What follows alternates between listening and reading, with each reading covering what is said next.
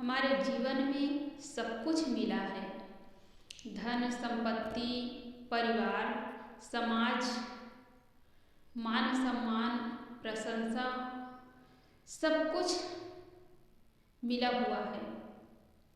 सेवा करने वाले बड़े ही लोग आज्ञाकारी हैं।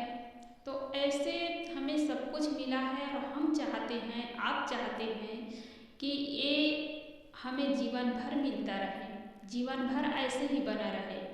तो ऐसा नहीं होता है। हानि, लाभ, दुख, सुख, मान, अपमान ये जीवन में लगा रहता है। सब दिन होत न एक समाना सब दिन होत न एक समाना, एक समान सब दिन नहीं होता है। राजा है वह एक दिन भिखारी हो जाता है, भिखारी है एक दिन राजा हो जाता है। गरीब अमीर, दुख सुख, हानि लाभ ये सब जीवन में लगा रहता है। लेकिन हमारे जीवन में अनुकूलता आती है, अनुकूल लोग मिलते हैं तो हम खो जाते हैं, अपने आप का भी ख्याल नहीं रख पाते हैं। और प्रतिकूलता आती है तो घबरा जाते हैं।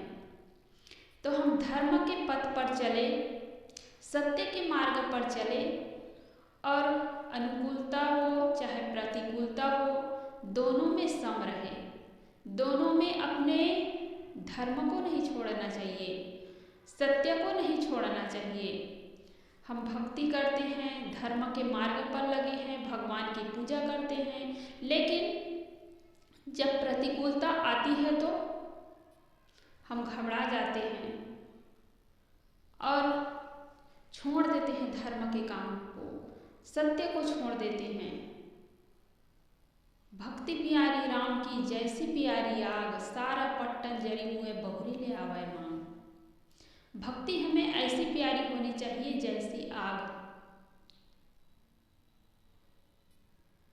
आग देखते हैं एक छोटे से चिंगारी लगने पर कितने घर मकान जल जाता है, फिर भी उसके बिना जीवन नहीं चलता है। उसको दूसरे के घर से मांग कर लाया, पहले ज़माने में लाया जाता था। अब तो नहीं है ऐसा कि किसी घर में आग मांगने के लिए जाना हो। गैस की सुविधा है और हर प्रकार की सुविधा है। और पहले किसी घर में एक आग जले, चूल्हे में आग जलाए तो बगल वाले पड़ोसी लोग भी उसी घर से मांग करके ले जाते थे। हम लोग छोटे छोटे थे तब भी इसको देखते थे, लेकिन अब कोई स्थिति नहीं है।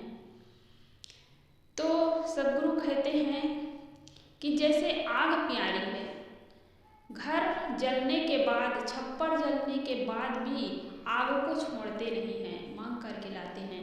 ऐसे ही चाहे अनुकूलता मिले चाहे प्रतिकूलता मिले, हमें धर्म के मार्ग को नहीं छोड़ना चाहिए, भक्ति को नहीं छोड़ना चाहिए। लेकिन स्वार्थवश होकर के हम रास्ता बदल देते हैं, भटक जाते हैं। आप लोग सुने हैं, पढ़े भी हैं, हम लोग भी सुने हैं कि हरिश्चंद्र राजा अयोध्या के राजा थे। राजा थे तब उसके पास कोई चीज़ की कमी नहीं।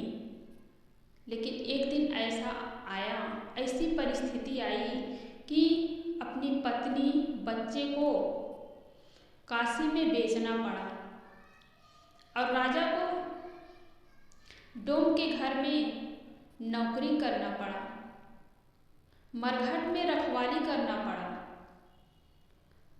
लेकिन सब में रहते हुए, नौकरी करते हुए, राजा के पद में रहे तब भी डोम चंडाल के घर में नौकरी कर रहे थे या शमशान घाट में रखवाली कर रहे थे तब भी धर्म से डिगा नहीं। तो प्रतिकूलता जीवन में आती है, तो प्रतिकूलता आने से हमारा जीवन निखरता है। और जिसके जीवन में अनुकूलता ही अनुकूलता आए, सुख ही सुख मिले, तो वो जीवन में कभी आगे नहीं बढ़ सकता है, उसके जीवन में निखार आ ही नहीं सकता है। जिसके जीवन में जितना दुख आता है, प्रतिकूलता आती है, उसका जीवन उतना ही निखरता है। सोने को आग में तपाया जाता है तो और ज़्यादा चमकदार होता है। आग में डालने से वो काला नहीं होता है, बल्कि वो और ज़्यादा चमकता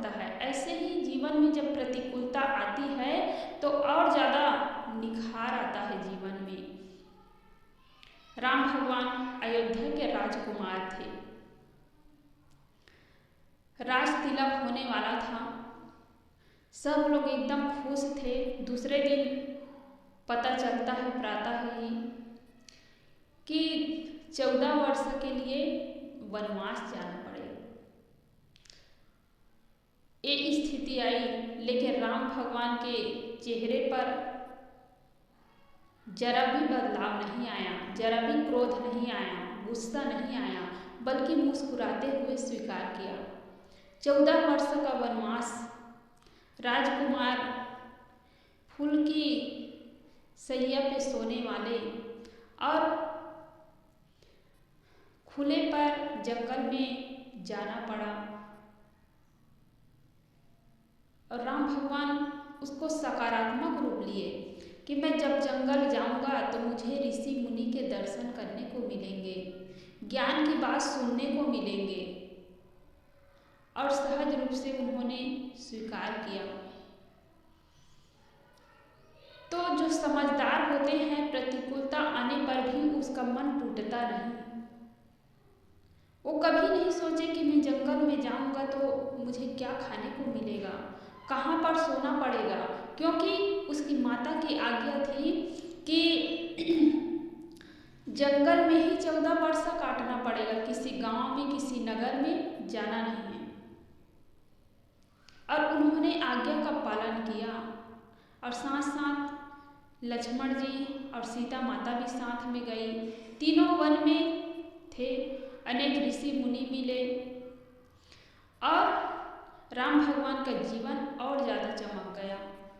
पहले तो राजकुमार थे, लेकिन जंगल जाने के बाद वो राम भगवान बन गए। जंगल न जाते तो भगवान नहीं बन पाते। जंगल गए, तप किए, प्रतिकूलता आई जीवन में और धैर्य रखे। धैर्य रखने वाला ही महान होता है। जो धैर्य नहीं रखता है वो कभी महान नहीं हो सकता है। तो प्रतिकूलता में हम कभी घबराए ना, बल्कि नया नया विचार आता है, नया रास्ता मिलता है और उसमें चल करके हम महान बन सकते हैं, भगवान बन सकते हैं।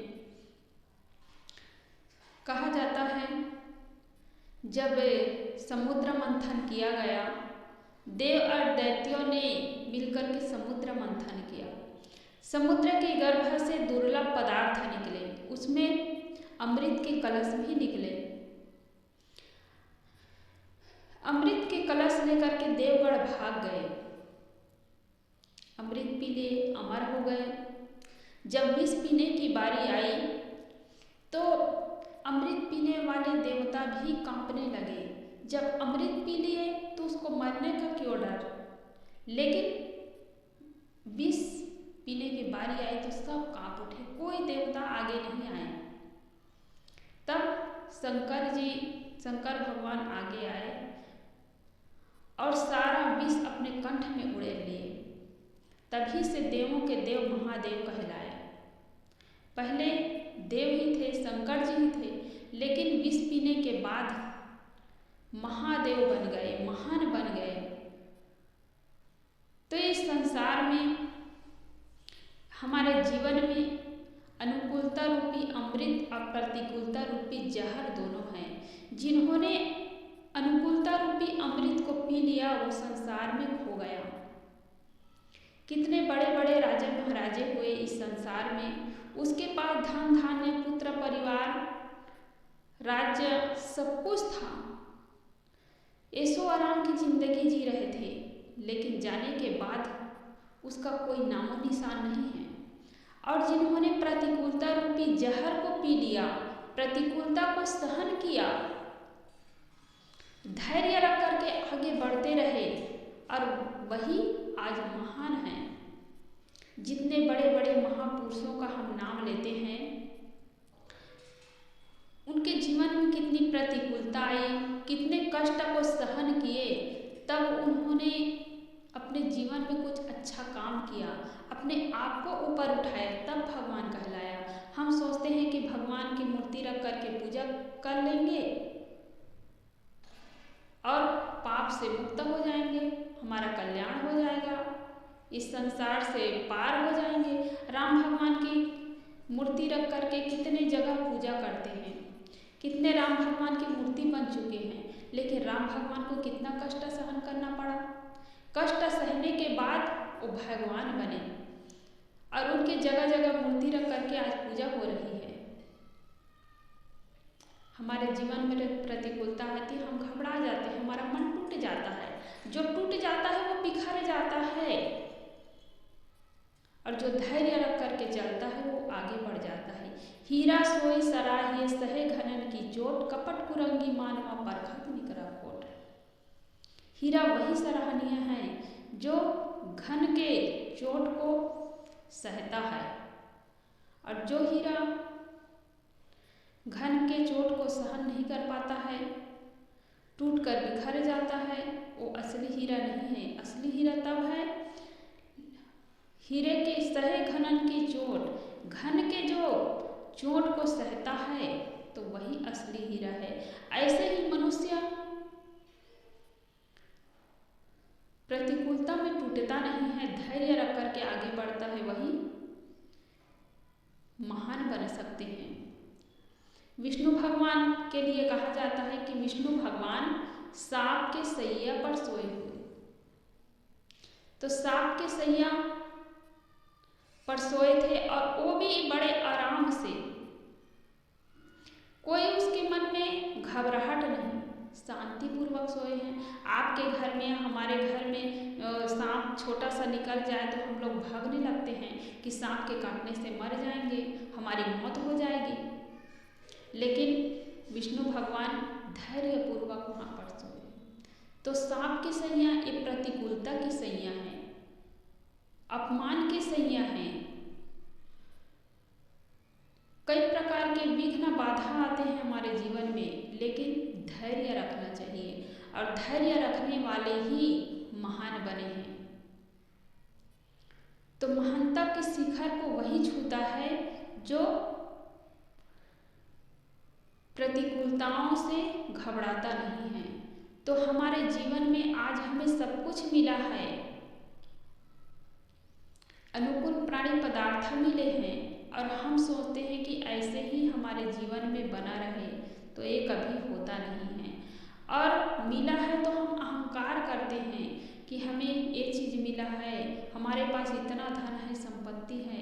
कभी अहंकार नहीं करना चाहिए, क्योंकि ये बदलता रहता है, ये प्रकृति का नियम है। जो मिला है बिछुड़ जाएगा, जो आज अनुकूल है प्रतिकूलता में बदल जाएगी, जो अनुकूल संगी है, साथी है, वो हमारे दुश्मन बन सकते हैं, और जो दुश्मन है वो हमारे मित्र बन सकते हैं। तो सब में हमें सावधानी रखने की आवश्यकता है। कभी अहंकार न करें, और प्रतिकूलता आने पर कभी टूटे ना, कभी बिखरे ना। क्या आप लोग जानते हैं कि मंदिर में जो मूर्ति बैठी हुई है वो ऐसे ही पूजने योग्य नहीं बना है, वो छेनी और घन के चोट को सहन करना पड़ा उसको, तभी जाके वो भगवान के रूप में पूजे जा रहे हैं।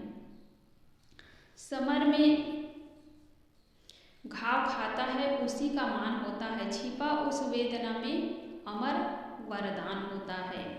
सृजन में जो चोट खाता है छेनी और हथौड़ी का, वही पाषाण मंदिर में कहीं भगवान होता है। तो जो पत्थर छेनी हथौड़ी के मार को सहन किए वो पूजने योग्य हो गया, और जो पत्थर छेनी हथौड़ी के चोट को सहन नहीं किया, टूट करके बिखर गया। वो पत्थर में लोग चल रहे हैं, वो पूजने योग्य नहीं है, वो पत्थर ही बना है, रोड में पड़ा हुआ है, खेत खलिहान में पड़ा हुआ है। तो इसलिए प्रतिकूलता आने पर कभी घबराए ना। हमारी कोई निंदा करते हैं, अपमान करते हैं, कोई गाली देते हैं, तो हमारा मन विचलित हो जाता है, हम भी उल्टा सीधा बोलना चालू कर देते हैं। उसके अंदर में समझदारी नहीं है, उसके अंदर में सहन शक्ति नहीं है, तो गाली दे रहा है। हमारे अंदर में सहन शक्ति है, हम समझदार है, तो हम गाली क्यों गाली दें। वो तो गुड़िया ओ निर्गुणिया तय गुणवंता मत एक ही में शान। वो तो वैसा ही हुआ तू मत हो अयान। ओ निर्गुणिया तय गुणवंता मत एक ही में शान। वो निर्गुणिया है, तुम गुणवान हो। वो न समझ है, तुम समझदार हो। और उनके जैसे तुम भी बनने लगोगे, तुम्हारे और उनमें कोई अंतर नहीं है। इसलिए सामने वाले गाली दे रहे तो हम चुप रहे।